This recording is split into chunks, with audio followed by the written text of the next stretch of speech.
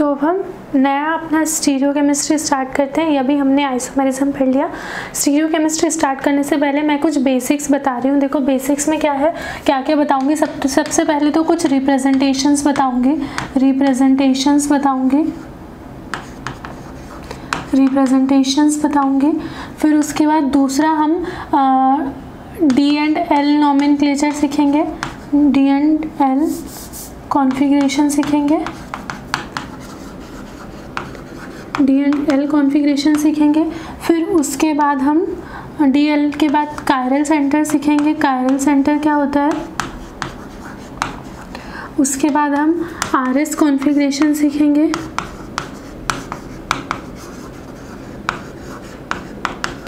फिर हम पढ़ेंगे ऑप्टिकल एक्टिविटी, ऑप्टिकल एक्टिविटी पढ़ेंगे, ठीक है, जिसमें हम ऑप्टिकल आइसोमेरिज्म पढ़ेंगे, ज्योमेट्रिकल आइसोमेरिज्म पढ़ेंगे, मीजो कंपाउंड क्या होते हैं वो पढ़ेंगे। फिर उसके बाद फाइनली हम ऑप्टिकल एक्टिविटी में मैं फिर यहाँ पे बोल देती हूँ optical isomerism.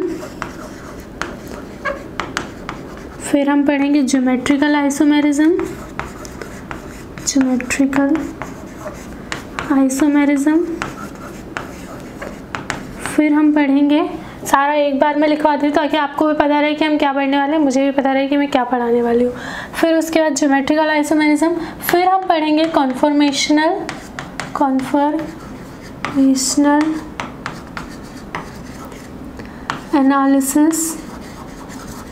Analysis of ethane, butane and cyclohexane, ठीक है। देखो ये वाला पूरा मतलब अगर आप स्टीरियो केमिस्ट्री का अपना यूपी पीजीटी का सिलेबस देखेंगे तो उसमें सबसे पहले तो है वही स्ट्रक्चरल आइसोमेरिज्म जो हमने ख़त्म कर दिया। फिर उसके बाद है स्टीरियो आइसोमेरिज्म। तो स्टीरियो आइसोमेरिज्म में ये सब आ जाएगा, ऑप्टिकल, ज्योमेट्रिकल, कन्फॉर्मेशनल आइसोमेरिज्म। उसके बाद फिर हम कन्फॉर्मेशनल एनालिसिस, उसमें दिया है इथेन का और ब्यूटेन का। लेकिन आप बहुत थोड़ा नीचे सिलेबस के नीचे जाओगे तो शायद थर्ड लास्ट पैरा में लिखा हुआ है साइक्लोहेक्सेन का कन्फॉर्मेशनल एनालिसिस भी पढ़ना है, तो वो भी हम इसके साथ ही पढ़ लेंगे, यहीं ख़त्म कर देंगे। तो ये इतना बस पढ़ना है, इसके बाद हमारा स्टीरियो केमिस्ट्री यूनिट ओवर हो जाएगी। तो अब हम स्टार्ट करते हैं एकदम बेसिक से, रिप्रेजेंटेशन से। तो देखो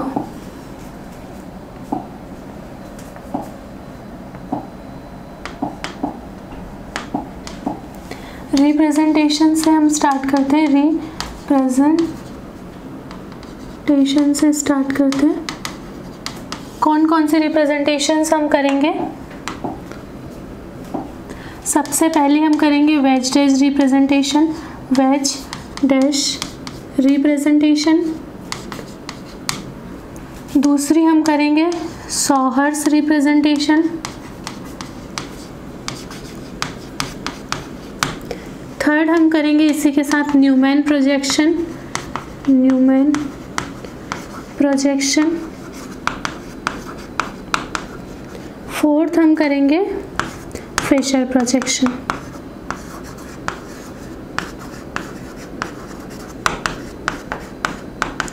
ये से देखो, ये न्यूमैन, चॉहर्स, ये सब क्या थे, ये सब अलग अलग व्यक्ति थे जो स्टीरियो केमिस्ट्री पे काम कर रहे थे। इन्होंने अपने अलग अलग रिप्रेजेंटेशन दी कि आप 2D मॉलिक्यूल को 3D में अगर आपको रिप्रेजेंट करना है तो कैसे कैसे कर सकते हो।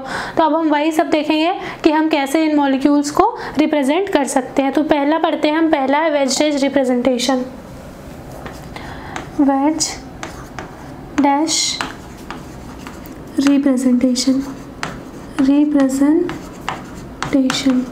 तो वेज डैश रिप्रेजेंटेशन में कुछ नहीं, जैसे मैंने अभी आपको बताया था, जो सबसे पहला CH4 मॉलिक्यूल जो मैंने 3D में करके बताया था वो मैंने वेज डैश रिप्रेजेंटेशन में ही बताया था। तो जैसे देखो, अगर कोई कार्बन है तो उसकी 2 वैलेंसीज हमें, अगर वो sp3 है तो उसकी 2 वैलेंसीज तो प्लेनर होंगी और एक होगी जो वेज पे होगी और एक होगी जो डैश पे होगी। इसको हम इस तरीके से रिप्रेजेंट कर सकते हैं। हम इसको इधर डैश और इधर वेज कर सकते हैं। हम इसको इस तरीके से रिप्रेजेंट कर सकते हैं, लेकिन हम इसको इस तरीके से रिप्रेजेंट नहीं कर सकते, ये आपको थोड़ा सा ध्यान रखना है। इस तरीके से रिप्रेजेंट नहीं कर सकते हम इसको इस तरीके से रिप्रेजेंट नहीं कर सकते। कोई सोचे कि उसको ऐसे कर दो, आप ऐसे रिप्रेजेंट, ये सारे रिप्रेजेंटेशंस गलत है। सही वाली ये तीनों हैं जो मैंने बताई, आपको ऐसे ही रिप्रेजेंट करना है इनको। ये इस तरीके से आप रिप्रेजेंट नहीं कर सकते ना, आप इस तरीके से कर सकते हो कि आपने यहाँ डैश बना दिया, उसके बाद एक फिर प्लेनर और एक वेज बना दिया, इस तरीके से आप नहीं कर सकते। ये वाली जो रिप्रेजेंटेशंस हैं ये सही है। तो ये वेज डैश ने दी थी, सॉरी, ये एक वेज पे है एक डैश पे है, इसलिए इनको हम क्या बोलते हैं, वेज डैश रिप्रेजेंटेशंस, ठीक है। अब उसके बाद दूसरा मैंने क्या बोला, दूसरा मैंने बोला कि हम पढ़ेंगे सॉहर्स रिप्रेजेंटेशन। सॉहर्स रिप्रेजेंटेशंस में क्या है, सॉहर्स रिप्रेजेंटेशन में देखो एक सिंगल लाइन होती है, इस सिंगल लाइन के अराउंड हमारे पास एक वाई बना होता है। मॉलिक्यूल का अरेंजमेंट कुछ इस तरीके से होता है कि हमारे पास वाई बना होता है। एक तो हमारे पास ये सीधा वाई बना होता है, एक हमारे पास इन्वर्ट वाई बना होता है। तो ये इस तरीके से, जैसे देखो इसमें हम एक सिंगल लाइन होती है, उसके बाद इन दो लाइन को अगर हम ऐसे करें तो ये हमारे पास सीधा वाई है, और अगर हम इस वाले इन्वर्ट वाई को बनाएं तो देखो ये वाली लाइन ऊपर वाली वैसे ही, उसके बाद नीचे ये इन्वर्ट वाई हो गया, ठीक है। तो ये इस तरीके की जो रिप्रेजेंटेशन होती है, जो आपने देखा होगा कहीं लिखे हुए मॉलिक्यूल की, यहाँ पे ऐसे CH3 लिखा है, यहाँ हाइड्रोजन लिखा है, यहाँ कुछ ऐसे लिखा है, यहाँ पे कुछ फ्लोरीन लिखा है, यहाँ पे आयोडीन, यहाँ पे क्लोरीन, यहाँ पे आयोडीन लिखा है। तो ये वाली जो रिप्रेजेंटेशन कहलाती है, ये कौन सी रिप्रेजेंटेशन कहलाती है, ये सॉहर्स रिप्रेजेंटेशन कहलाती है। सोहर्स रिप्रेजेंटेशन में आप इन बॉन्ड को रोटेट भी कर सकते हैं। जैसे देखो आप इस एक बॉन्ड को फिक्स करो और इन तीनों बॉन्ड को आप रोटेट कर सकते हैं। जैसे देखो इनके बीच में 120 का एंगल है, तो आप 120 से भी कर सकते हो, या फिर इसके हाफ एंगल 60 से भी कर सकते हो। कैसे, अगर मुझे इस उल्टे वाई को सीधे वाई में कन्वर्ट करना है, तो मैं सीधे वाई में कैसे कन्वर्ट करूँगी, इस वाले को कर रही हूँ मैं, उसको एज इट इज़ रख रही हूँ जैसा वो है, ये मैंने उसको फिक्स रखा।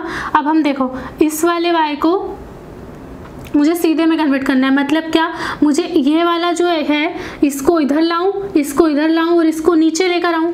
मतलब कुल मिला के ये जो वाई ऐसा उल्टा वाई बना हुआ है, इसको मैं उठा के ऐसा सीधा कर दूं, तभी मैं इसको सीधा कर पाऊंगी। तो मेरा मतलब क्या है, मैं इसको 180 से रोटेट कर दूं। तो जब मैं 180 से रोटेट करूंगी तो ये वाली जो लाइन है वो सीधी इधर चली जाएगी, ये वाली जो लाइन है वो सीधी इधर चली जाएगी, और जो ऊपर जो लाइन थी वो नीचे चली जाएगी। तो मेरा ये जो उल्टा वाई था वो सीधे वाई में कन्वर्ट हो गया। इस तरीके से आप इस वाले बॉन्ड को फिक्स करके इसको अगर आप रोटेट करो तो सीधे वाई में कन्वर्ट कर सकते हो।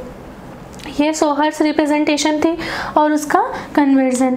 आप देखो थर्ड हम देखते हैं कौन सा, थर्ड मैंने बोला था हाँ न्यूमैन प्रोजेक्शन। तो सोहर्स का ही न्यूमैन हम बनाते हैं। जैसे देखो कैसे बनाते हैं, मान लो ये वाला जो कार्बन है इसको हम बोलते हैं फ्रंट कार्बन, इसको हम बोलते हैं फ्रंट कार्बन और इसको हम बोलते हैं बैक कार्बन। तो जो बैक कार्बन होता है उसको हम एक सर्कल से ड्रॉ करते हैं, ठीक है।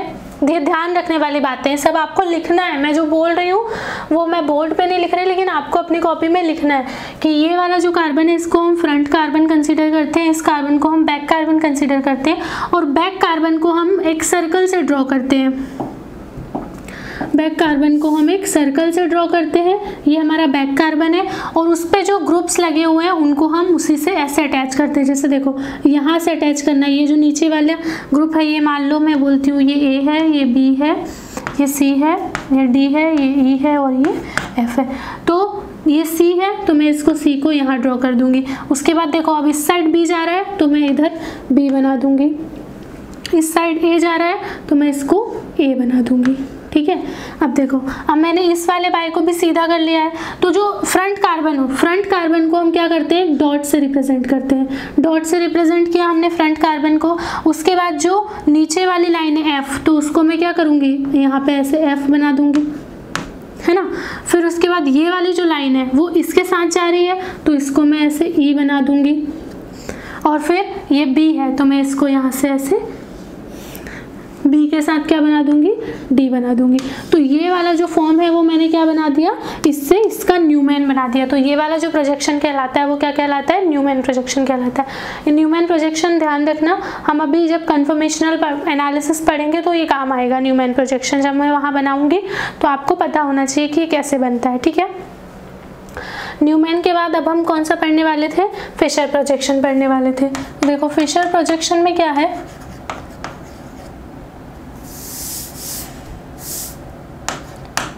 फिशर प्रोजेक्शन में क्या है,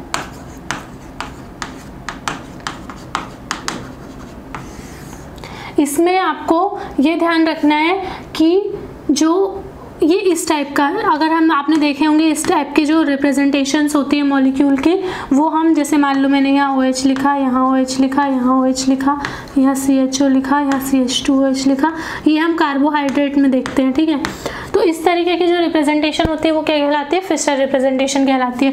उसमें आपको ये समझ में आना चाहिए कि जो खड़ी वाली लाइन है वो डैश होती है और जो आड़ी वाली लाइन है वो वेज होती है, ठीक है।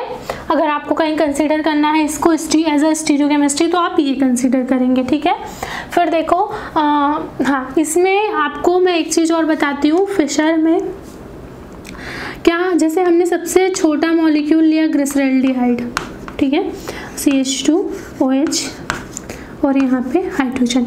तो देखो इसकी एक कंडीशन होती है कि अगर आपका जो मैक्सिमम कार्बन है वो एक प्लेन में है, जैसे देखो ये 3 कार्बन है, 1 2 3 कार्बन है, ये सारे के सारे एक ही प्लेन में है।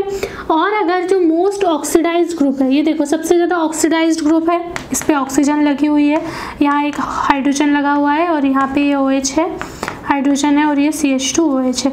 तो देखो ये तो दोनों हाइड्रोजन लगे हैं तो ये तो रिड्यूस ग्रुप है और ये आपका कैसा है, ऑक्सीडाइज्ड ग्रुप है। तो अगर आपका most oxidised group top position पे है और ये दोनों कैसे हैं, ये वाला जो मैक्सिमम कार्बन 1 प्लेन में है और तो इस साइड से देखो, तो अगर ये जो ग्रुप है वो लेफ्ट में लगा है तो वो L कॉन्फ़िगरेशन है और अगर वो राइट में लगा है तो वो D कॉन्फ़िगरेशन है। तो ये वाला जो है, ये देखो इस साइड अगर लेफ्ट में लगा होता तो ये L कॉन्फ़िगरेशन होता, लेकिन ये राइट में लगा है इसलिए ये D ग्लिसरैल्डिहाइड है, ठीक है। क्या है ये, D ग्लिसरैल्डिहाइड। अगर मैं सेम इसी का ऐसे बना दूँ,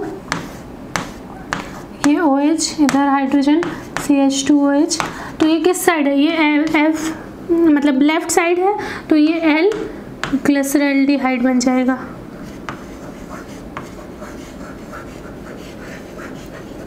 ये L ग्लिसरैल्डिहाइड बन जाएगा।